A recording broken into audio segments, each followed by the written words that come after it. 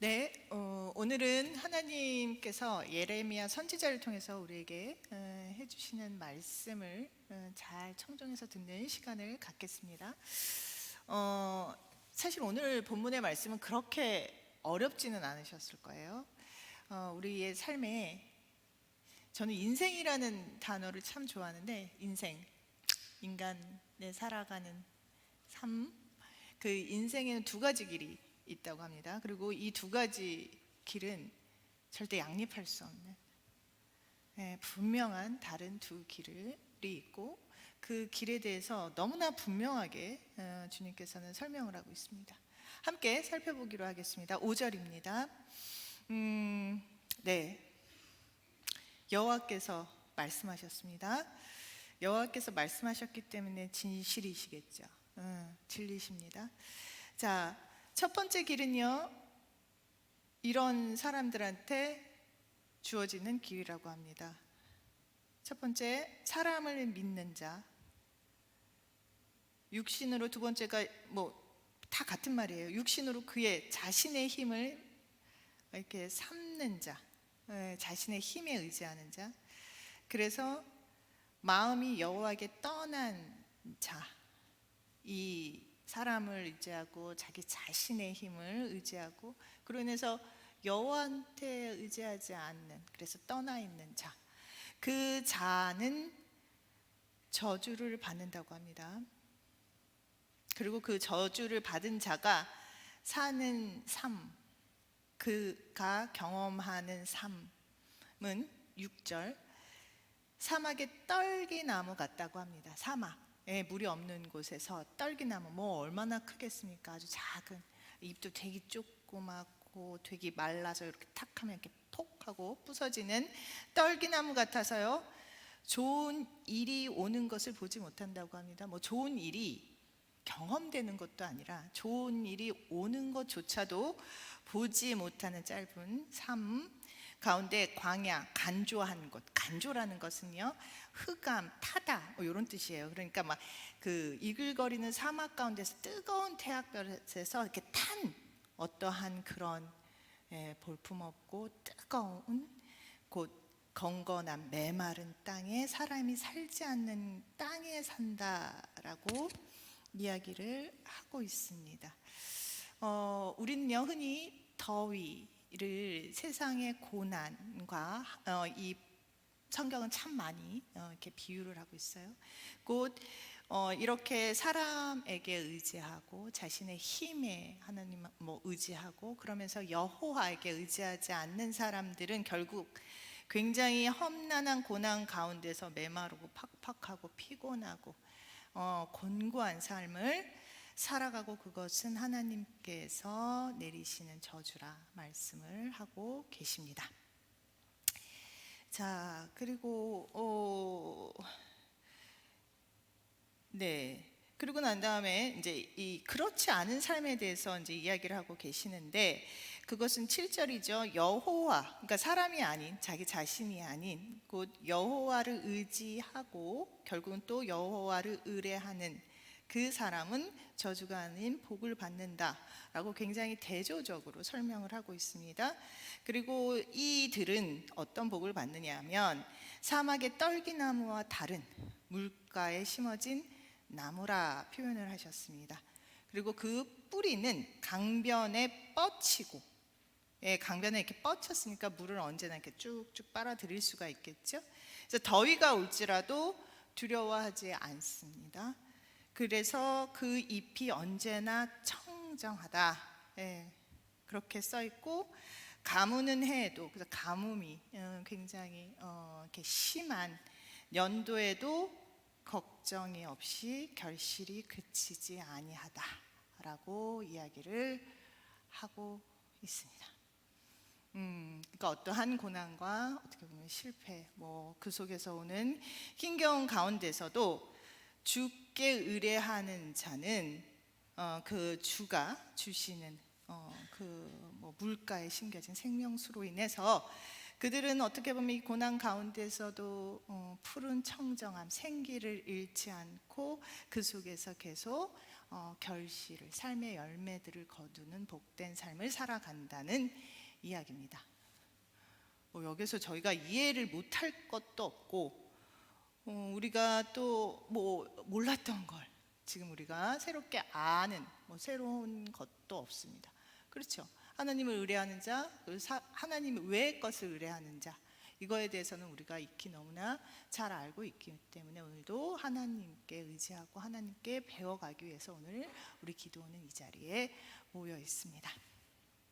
그러면 하나 묻습니다.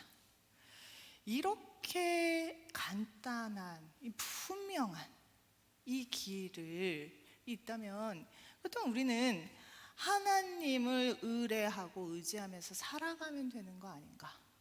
무엇이 문제인가? 라는 질문 앞에 놓이게 됩니다.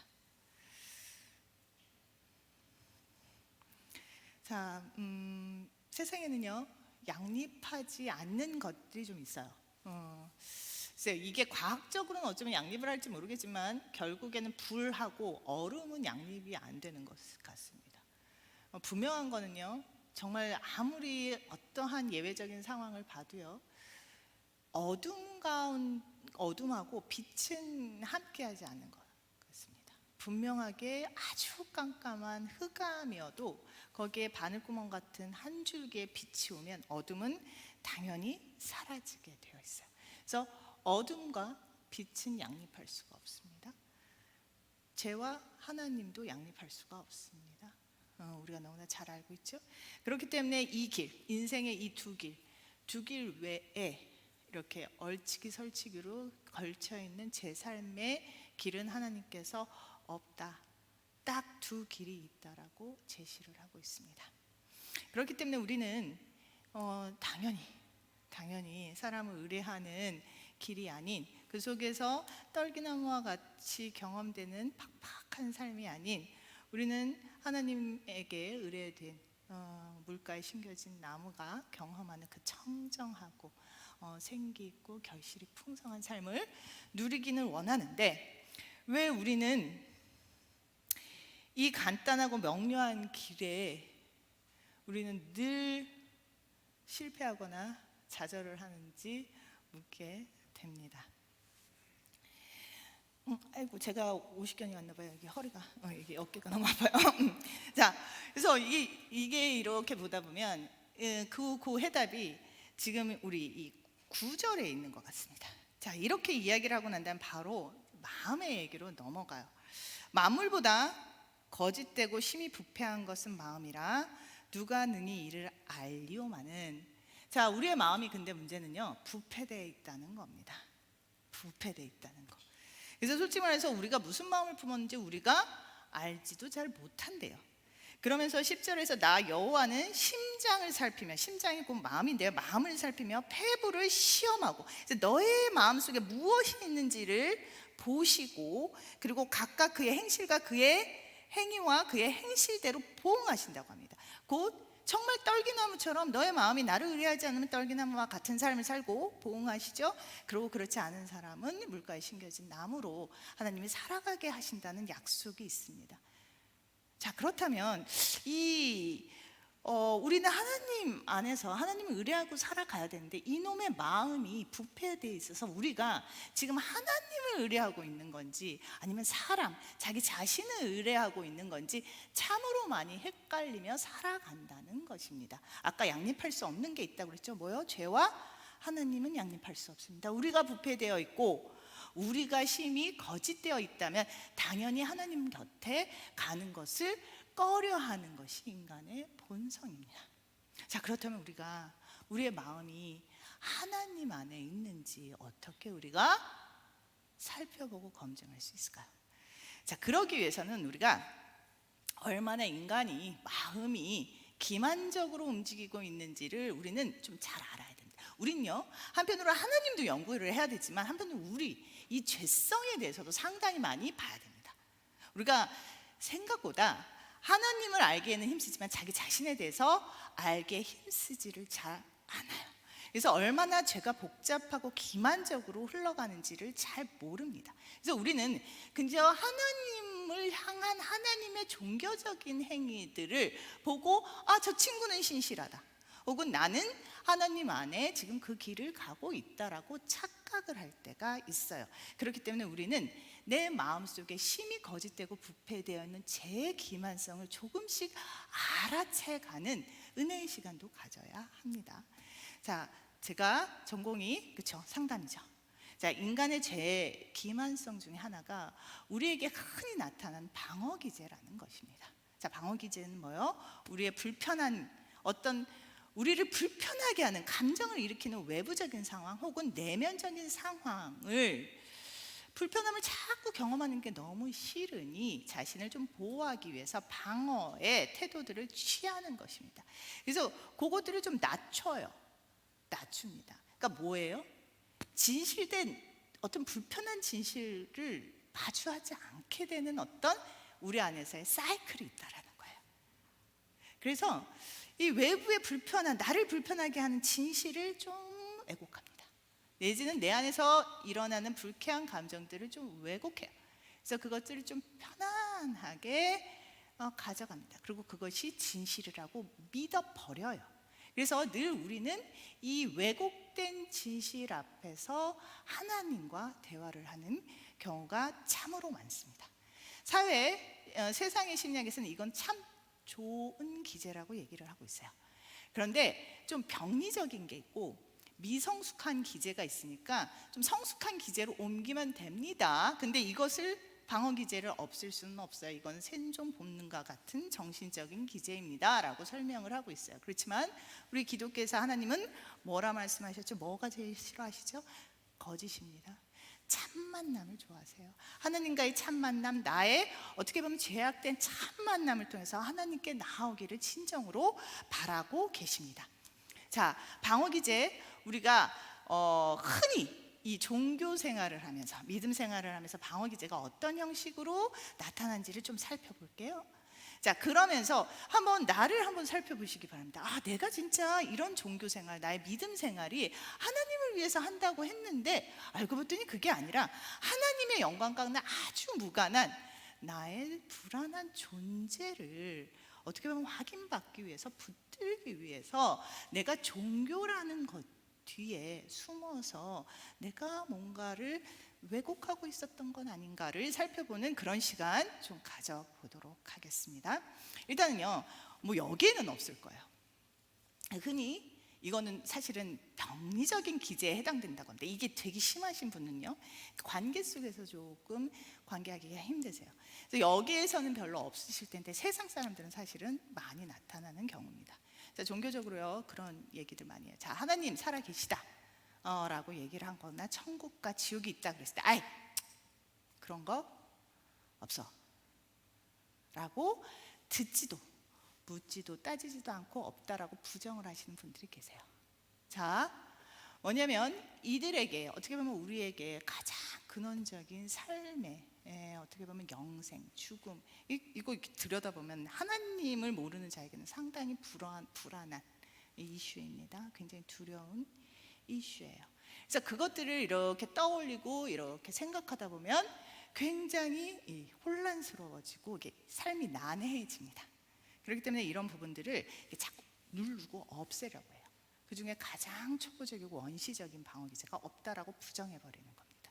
그래서 없어 라고 이야기를 하면서 자신에게 없는 혹은 자신이 모르는 상태를 없다라는 부정이라는 방어 기제를 통해서 조금 편안하게 자신의 불안감을 낮추는 방어 기제를 사용하시는 분들입니다.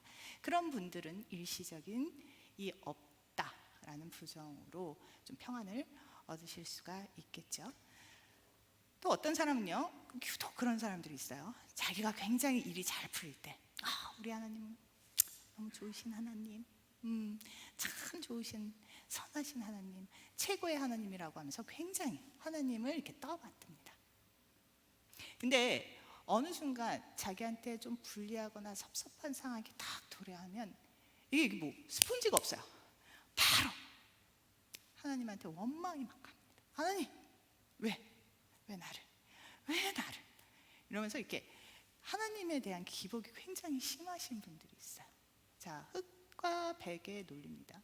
나한테 좋은 거는 좋은 거, 하지만 나한테 나쁜 것은 굉장히 나쁜 거라고 하면서 뭔가 내가 싫고 좋음이 이 외부에 좋고 싫음에 기인한다라고 생각을 해서 이렇게 자신의 탓으로 돌리기 때문에 나의 문제로 이렇게 돌리기보다 이렇게 외부에 있다라고 탁 분리를 해버리고 흙과 백을 탁 분리를 해버려서 솔직히 해서 양가 감정이라는 건 사람들한테 상당히 힘겨웁니다. 근데 하나님 안에 이게 왜 이럴 때는 이렇게 하시고 저건 저렇게 하시지 하는 이런 불편한 것들을 좀 원색적으로 탁 대하면서 뭔가 자신에게 이 복잡하고 힘겨운 마음들을 좀 낮추려고 하시는 분들이 있어요. 그런 분들도 있습니다. 자, 이런 것들을 지금 저희가 살펴보는 거는 뭐냐면, 자, 내가 하나님을 의뢰하고 있는 건가?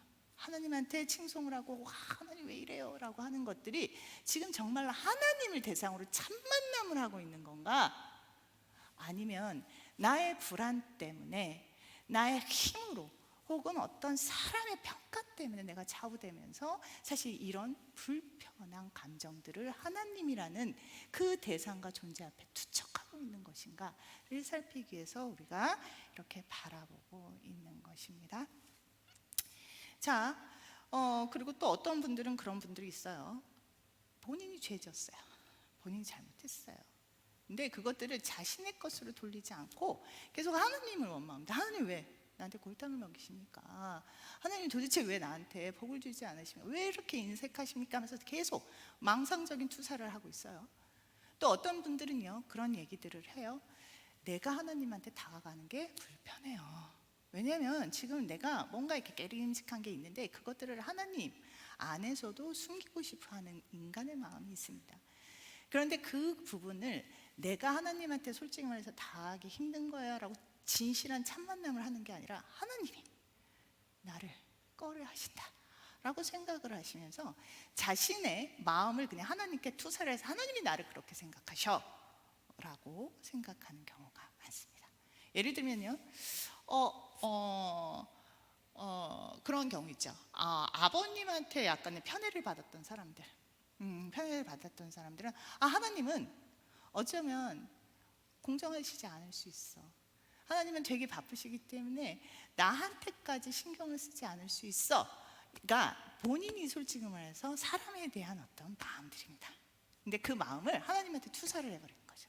그래서 하나님은 바쁘시고 하나님은 솔직히 말해서 이렇게 좀 편애를 하셔서 나까지는 보살펴주지 않아 라고 하면서 섭섭한 마음이 깊어져서 좀 원망하는 마음으로 자리할 수가 있습니다.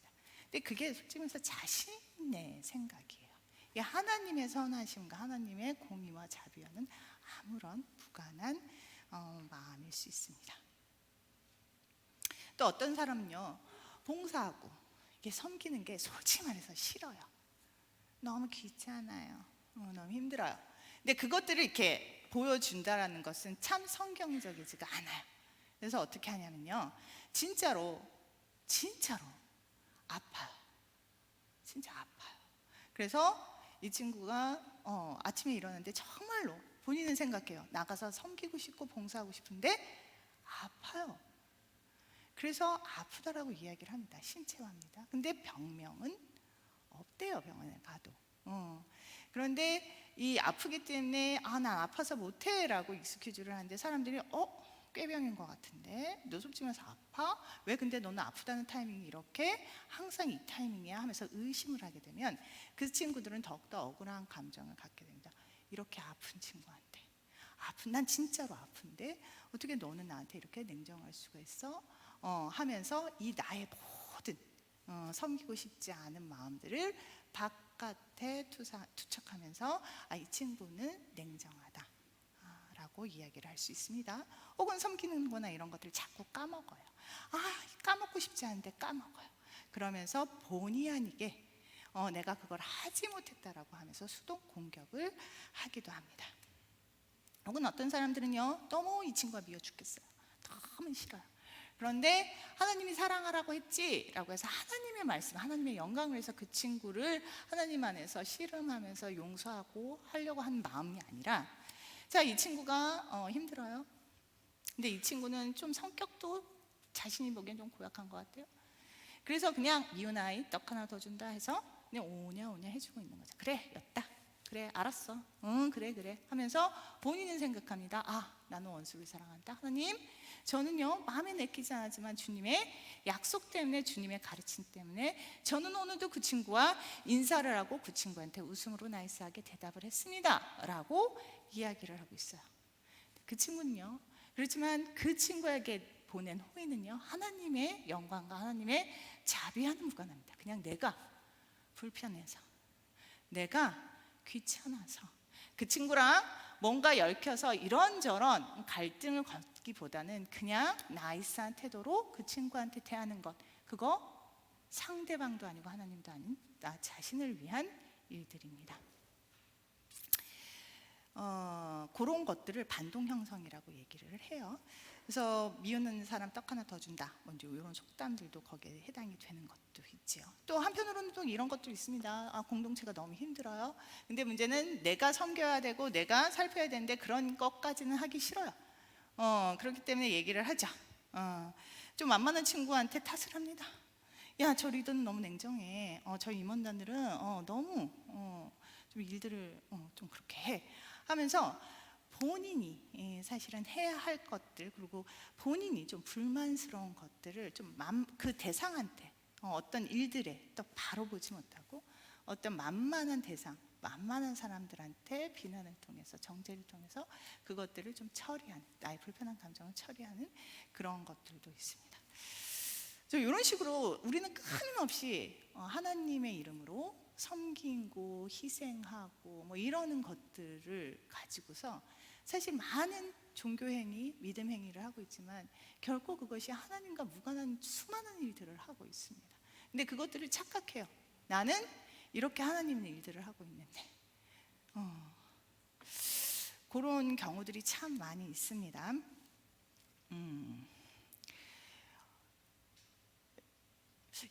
우리 안에서 사실 기도원에서 좀 특히 아니면 기독교에서도 그런 것들도 많이 보이는 것 같아요. 예를 들면 나의 불편한 감정들, 혹은 상대방의 불편한 어떤 감정들을 공감해 주는 게 힘들기 때문에 그냥 말씀으로 딱 들이밀고 하나님의 말씀을 이렇게 하셨어 라고 가르치죠. 주지할 수 있습니다. 이성적으로, 논리적으로 가르쳐요. 그러면서 뭔가 이 불편한 감정을 썩지 않고 이 친구를 세운다라고 생각을 하면서 주지하를 쓰는 사람들이 많습니다. 그럼 본인한테도 그럴 거예요. 본인도 불편한 감정이 올라오는 거 딱 그러니까 하나님 말씀 가운데서 하나님 말씀이 이렇게 하셨지라고 하면서 이성적으로 나의 불편한 감정 속에서 나의 죄성을 씨름하기보다는 이해, 하나님의 말씀의 이해를 통해서 내 죄는 이런 거구나, 하나님이 이런 걸 원했구나 하면서 바르게 빨리빨리 치환하고 자신의 어떻게 보면 이 불편함들을 해소하려고 하는 분들이 계세요. 자, 남성분들한테 이런 부분들 많습니다. 초이성적인 사람들한테 많아요. 그래서 그분들은요, 다가갔을 때 감정, 공감 능력이 좀 떨어진다라고 생각할 경우가 있습니다. 감정이 올라오는 것들을 불편해하셔서 계속적으로 이성화시키고 주지화시키시는 분들이 있어요. 그래서 그런 분들하고 이렇게 얘기하다 보면 좀 재미가 없어요. 말씀은 맞는데 뭔가 이렇게 본딩이 된다는 느낌이 들지가 않습니다. 그런 분들도 어떻게 보면 자기 방어, 타인을 섬기는 것, 하나님의 영광이 아닌 자신을 방어하기 위해서 방어기제를 사용하기도 합니다. 혹은요, 어떤 분들은요, 굉장히 끊임없이 사람들을 도와요. 돕습니다. 이타주의입니다. 이것도 방어기제예요. 자, 나의 무능함, 나에 대한 나의 어떻게 보면 실망감을 주지 않기 위해서 일부러 또 유독 더 먹지 않고 더 사지 않고 굉장히 나는 타인을 위해서 희생한다 생각하면서 자기의 모든 것들을 희생하면서 어떤 누군가에게 몰빵을 하시는 분들 계세요. 그것도 어떻게 보면 하나님이 끝까지 사랑하라는 말을 붙들고 사랑을 한다라고 이야기를 하지만 가만히 이렇게 들여다보면 그것은 하나님의 가르침이라기보다는 나의 존재의 무능함을 이런 식으로 어떻게 보면 존재감을 확인받기 위해서 하시는 경우들도 있어요. 그렇기 때문에 우리의 이 모든 기만함들을 잘 보셔야 됩니다. 근데 이게요, 아까 뭐라고요? 누가 능히 이를 알리오마는 잘 모른다는 거예요. 왜냐하면 이게 무의식적으로 자동적으로 일어나요. 그래서 내가 그러고 있는지를 잘 몰라요. 근데 아마 제가 지금 이렇게 표현을 하고 있었을 때 누군가 쓱쓱 떠올라시기는 하셨을 거예요. 남들 건 좀 보일 수가 있는데 내 거가 좀 잘 안 보여요. 자, 그랬을 때 하나님께서는요, 근데 우리의 심장을 보신다고 했습니다. 그리고 폐부를 시험하시면서 하나님께서 각각의 행실과 행위대로 갚으신다, 보응하신다 하셨단 말이에요. 그렇기 때문에 우리는 타인에 대한 죄의 민감성도 있지만 나 자신에 대한 죄의 민감성에 좀 빠르게 움직이시고 하나님께 나아가야 하는데, 그렇다면 나의 이 부패되고 심히 거짓된 마음을 어떻게 할 수 있을까? 저희는 어떻게 보면 하나님을 의뢰하는 좋은 길로 가기 위해서 사실 고민을 해야 합니다. 자, 그랬을 때 하나님께서 우리에게 그 방법들을 가르쳐 주는데, 첫 번째가 사실 공동체 관계 가운데서 우리는 우리의 죄의 기만성들을 확인하게 됩니다. 자, 홀로 있을 때는요, 몰라요. 홀로 있을 때는 내가 얼마나 기만한지 잘 모릅니다. 그래서 굉장히 의롭다라고 생각할 수 있어요. 관계 가운데, 특별하게 낯선 관계, 익숙한 관계 말고요, 낯선 관계 가운데서 저의 자신의 기만성들이 나오는 것들을 잘 볼 수가 있습니다. 그래서 이 기도원 공동체는 되게 중요한 곳이에요. 하나님께 나아가기에 참으로 좋은 환경입니다. 자, 기도원 옆에 이렇게 보십시오. 기도원의 공동체가 아니면요, 절대 자진해서 만나고 싶은 사람들은 별로 없을 거예요. 그렇죠? 싱글이라는, 기도원이라는 이 곳 때문에 모여서 이런 사람도 있구나, 저런 사람도 있구나, 저런 인생도 있구나, 이런 인생도 있구나 하면서 보게 되십니다. 그러면서 우리의 어떻게 보면 계속 우리는 되게 편한 관계만, 그리고 좋은 관계만 가지려고 하는 죄적인 습성을 벗어나서 공동체를, 내가 한 번도 품지 않아도 될 사람들을 품게 되고 또 마주하게 되고 또 함께 맞춰가는 그런 시간들을 갖습니다. 자, 그러면서 우리는 하나님의 사랑을 배우게 되는데요, 그 사랑을 배우는 그 중에 하나가 뭐냐면 자기 자신을 알게 된다는 것입니다. 이게 무의식적으로 이 죄의 기만성들은 이 관계 가운데서도 계속 일어나고 있지만 그게 부지불식간에 일어나기 때문에 잘 몰라요. 특히 익숙한 관계에서는 잘 몰라요. 그리고 익숙한 관계에서는 그것이 서로가 패턴화되어 있기 때문에 더욱더 모를 수가 있습니다. 근데 이것이 낯선 관계, 낯선 상황에 갔을 때 뭔가 내가 무엇인가 이렇게 부적절함으로 이렇게 화답이 될 때들이 있어요. 그때 잘 알아채셔야 돼요. 그리고 나의 방식을 강요하는 것이 아니라 자기 자신을 잘 관찰하면서 내가 지금 이렇게 불편한 감정, 낯선 감정 속에서 어떤 것들이 올라오고 있지, 그리고 그 올라오는 감정에서 지금 내가 그것들을 어떻게 해결하고 있지를 잘 보셔야 됩니다. 내가 지금 잘 나의 솔직한 감정을 좋은 방식으로 잘 전달하고 있나? 잘 표현하고 있나? 혹은 그것들을 계속적으로 감추고 왜곡하고 바꿔서 지금 가고 있는 건가? 라는 것들을 보시게 될 수가 있습니다. 자, 관계 가운데서요, 나를 잘 보셔야 돼요. 타인을 잘 보시는 게 아니라 나를 잘 보셔야 됩니다. 그리고 내가 계속적으로 무엇인가 불안과 두려움으로 나를 슬쩍슬쩍 참 만남이 아닌, 참 교제가 아닌 것들로 해결하고 있는 것들을 볼 수가 있어요. 우리 공과 시간에도 그런 질문들이 있었습니다. 당신은 예라고 해야 될 때 아니요라고 답한 적 있습니까? 혹은 아니요라고 답해야 될 때 예라고 답한 적 있었습니까? 자, 그렇게 답하는 건요, 지금 참 만남이 아닌 지금 사람 보고 계시는 겁니다. 내지는 내 힘으로 무엇인가를 컨트롤하고 있는 경우일 거라고 생각하셔도 좋을 거예요.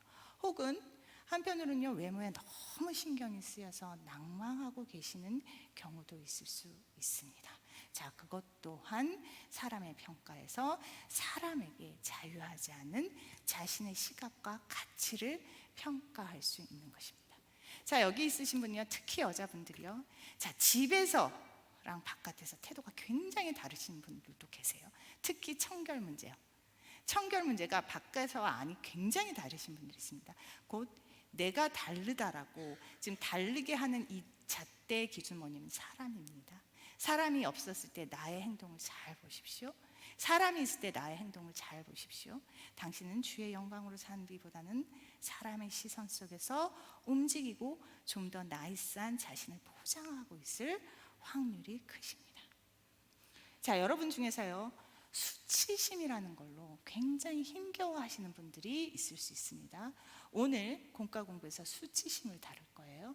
자, 죄책감과 수치심은 다릅니다.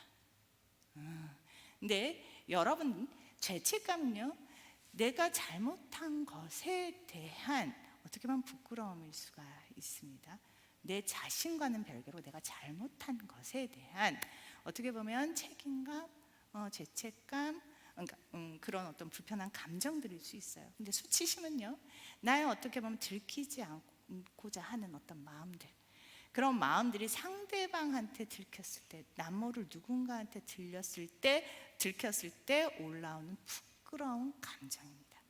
사실은 그 수치심이 무서워서 우리 안에서는 참 많은 다양한 선택들을 하고 살아가지 못하고 있어요. 왜냐하면 창피함을 노출시키고 들킬까 하여서 그렇습니다. 그래서 이 관계 속에서 이렇게 잘 보십시오. 상당히 셀렉티브 하신 분들도 계실 거고, 상당히 일정 유형으로 패턴으로 사람들을 만나가시면서, 예를 들면 그런 거 있죠. 바람둥인가요? 이 여자 저 여자 세 번째, 네 번째, 다섯 번째, 여섯 번째 여자들을 한꺼번에 만나면서도 스케줄러에 어떻게 보면 빈틈이 나지 않는 것은요, 그 고정된 한 여자 만났을 때 너 여기 두 번째 이 레스토랑 갔고, 세 번째는 저 아이스크림 가게 갔고, 네 번째는 저 선물을 받았니? 하는 것이 일정하게 패턴이 되어 있어서 실수가 없으신 분들이 바람을 오래 피고 쉽게 사람들을 만난다라고 이야기를 하고 있지 않습니까? 그런 것처럼 내 안에서 사실은 별로 그렇게 트러블이 없다, 혹은 나한테 그냥 불편한 게 없어, 하지만 신선한 관계도 없고 새로운 자극도 없어 라고 하시는 분들은요, 관계를 굉장히 일방적으로 내 주관대로 움직이고 있는 사람일 수도 있습니다. 그래서 관계가 굉장히 안정적일 수 있지만 재미가 그렇게 있지 않아서 생각보다 오히려 제가 자신이 경청이나 관찰을 하거나 상대방의 의견을 수용하여 나 삶에 적용하고 있지 않구나 라고 생각을 하실 수도 있으셔야 합니다. 자, 이런 식으로요, 내가 지금 어느 길을 따르고 있고 누구를 보고 있느냐, 하나님을 보고 있느냐, 사람을 보고 있느냐, 이것들을 보려면요, 나의 관계 패턴을 관찰하시고요, 친한 친구들한테 한번 물어보세요. 물어보시면서요, 본인들을 좀 알아가시기 시작하셔야 됩니다. 그래서 내가 얼마나 하나님의 의뢰를 받으면서 어떻게 보면 매번의 진실한 만남들을 하고 있는지, 아니면 사람 가운데 두려움으로 나의 힘으로 통제하며 살아가고 있는지를 잘 살펴보시기 바랍니다. 그리고 난 다음에 한편으로는 이 모든 것들은 또한 하나님의 말씀 앞에서 진실하게 마주할 때 분명해질 수가 있습니다. 자, 우리는요, 말씀 가운데서요, 성령의 조명하심을 받으셔야 돼요. 자, 이 가운데서 진실은요, 그 진리는 하나님한테 있습니다. 우리의 삐뚤어진 시선으로 우리 아무리 평가받자요, 우리는요, 그 왜곡된 시선 속에서 자유롭 수 없습니다. 그렇기 때문에 한편으로는 하나님 안에서의 가르침이 뭔지, 그리고 성령, 내 마음속에 이미 내주하시고 있는 그 인격이 하나님의 말씀 가운데 닿여서 운동할 때 나에게 뭐라 말씀하시는지, 무엇에게 불평감으로 계속적으로 나의 완악한 마음을 두들기고 계시는지를 잘 살펴보시는 시간을 가지셔야 됩니다. 거짓은요, 반드시 드러나야 합니다. 드러나는 게 축복입니다. 그렇기 때문에 여러분, 두려워하지 마세요. 내 안에서의 거짓된 본성들, 참 만남이 되지 않는 것들에 대해서 너무나 두려워하지 마셨으면 좋겠어요. 어떻게 보면요, 이런 나의 것들이 사실은 기도원이 여러분이 생각하기에 안전하지 않은 공동체라고 생각하지만요, 그렇지만 또 이만큼 안전한 공간이 있지 않습니다. 여기에서 드러나고 보여질 때 여러분들은 그 다음에 스텝을 갈 수 있습니다. 그 부분에서 너무 숨기지 마시고요. 오늘을 시작하셔서 내일을 준비하는 그런 삶 되셨으면 좋겠습니다. 자, 여기 11절에 이런 얘기가 나와요. 자, 정리하겠습니다. 자, 불의로 치부한 자는요, 자고새 얘기가 나와요. 자고새라는 새가 있어요. 자고새가 낳지도 않은 알을 품어서 기르는 새입니다. 중동에 그런 새가 있대요. 자기가 물어오는 건지 아니면 누군가가 알을 낳고서 가는 거죠.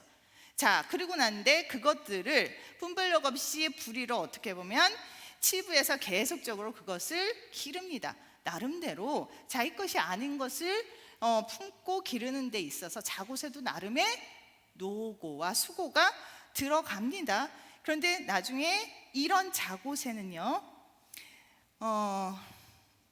중년에 내 것이 아는 자녀들은 다 떠나가서 마침내 어떻게 보면 어리석은 자가 된다라고 말씀을 하고 계십니다. 자, 여러분, 남의 것들을 내 삶 속에 너무나 많은 것들을 품지 마십시오. 자, 내가 바라는 나는요, 결코 하나님의 것이 아닐 수 있습니다.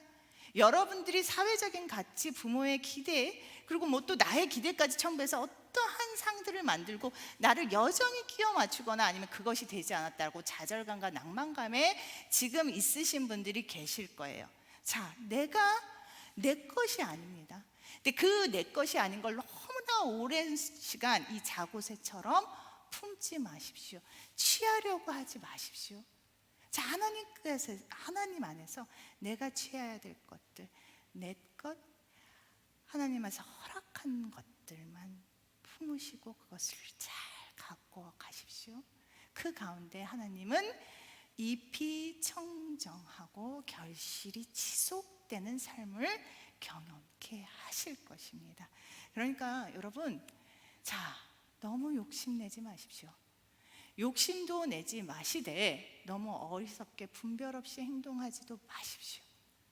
자, 지금 나는 이 관계 패턴에서 얼만큼 하나님을 바라보고 있는지, 혹은 사람을 바라보고 있는지, 혹은 나의 힘으로 이것까지는 감당하겠는데 저것까지는 못하겠는데 라면서 좌우하시면서 생기 없는 팍팍하고 메마른 삶을 사시지 마시고 하나님 안에서 하나님이 여러분 각자에게 품으시고 꿈꾸시는 것들에 솔직하게 대면하시면서 나의 부족함, 나의 연약함, 나의 죄성들을 마주하시고 주님께 올려드리며 그곳에서 하나님께서 이루시는 목적들에 순종하며 나아가는 그런 하프타임을 넘은 멋진 50이후의 삶을 준비하시거나 지금 마주하신 분은 그 삶의 시간들을 뛰어가시기를 바라겠습니다.